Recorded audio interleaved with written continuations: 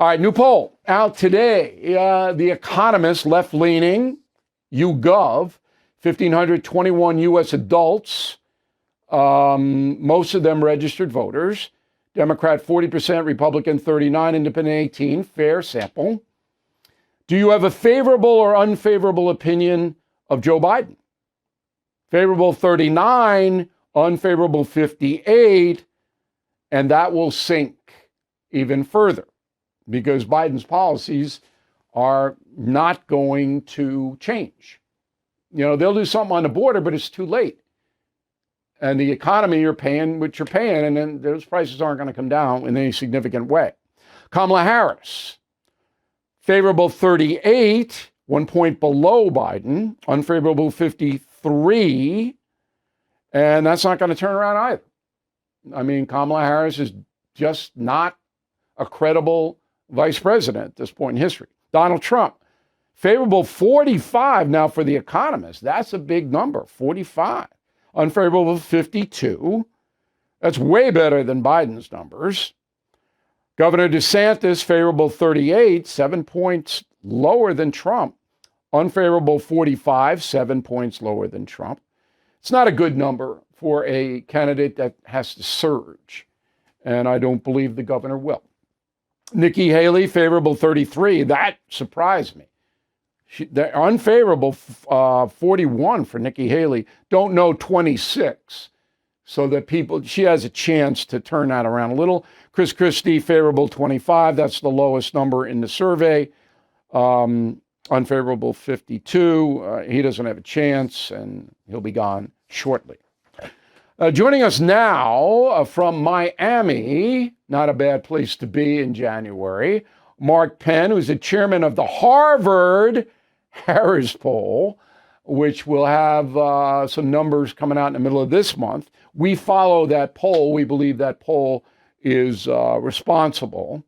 Mr. Penn is a Harvard grad and obviously is working with Harvard now.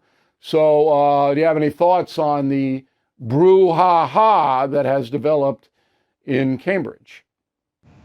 Well, I think President Gay did the right thing. Her position was really unsustainable at this point between donors, teachers, congressional investigations, and ever-mounting allegations of plagiarism that were really written up extensively by the Harvard Crimson at first. And then, more was found. I looked at it. It was pretty convincing that cut and paste was something that she did frequently, according to if you just look at it.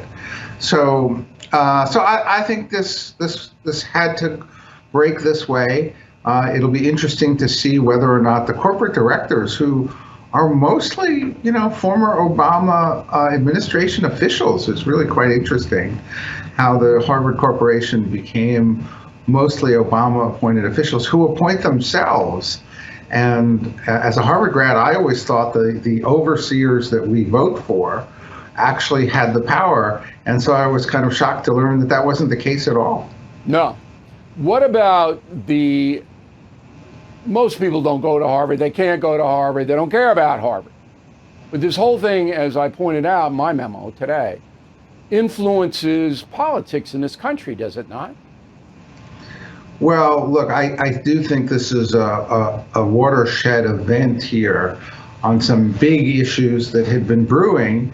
And when I look back at my last poll, I had a very specific question, right? I questioned, do you think, look, everybody in the world heard about this congressional hearing. It's really astounding. And 74% said that presidents who said that calls for genocide on Jews on their campuses are not necessarily a violation of their school code of conduct and harassment policies because it depends on the context. Should they resign? 74% said they should resign. In fact, interestingly, everybody agreed, even younger people who agreed. But I think that what I try to do with the poll is really ask a lot of questions that I don't think are asked everywhere.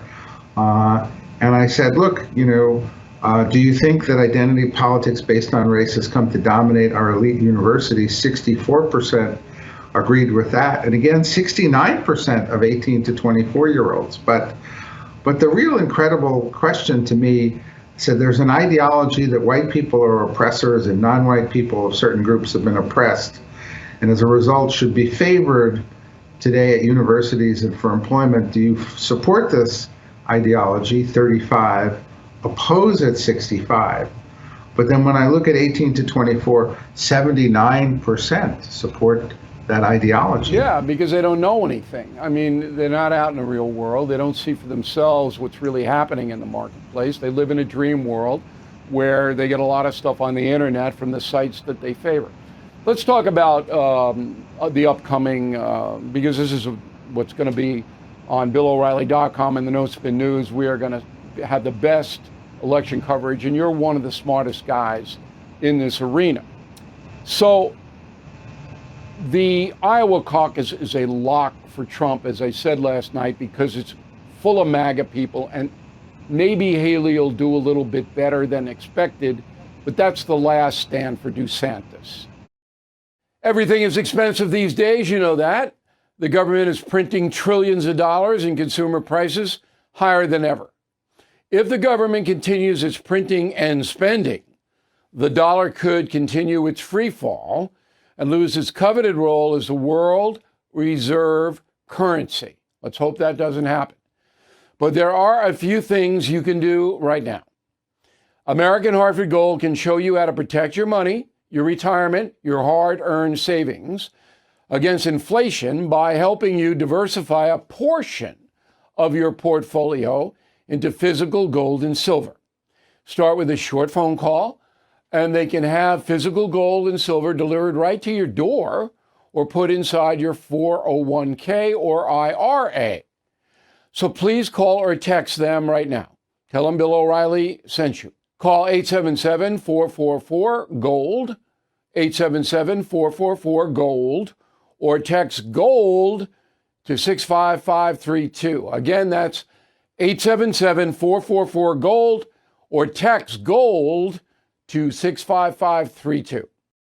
Thank you for watching the No Spin News. To watch the full episode anytime on BillO'Reilly.com, please sign up to become a premium or concierge member. Visit BillO'Reilly.com to sign up and start watching today.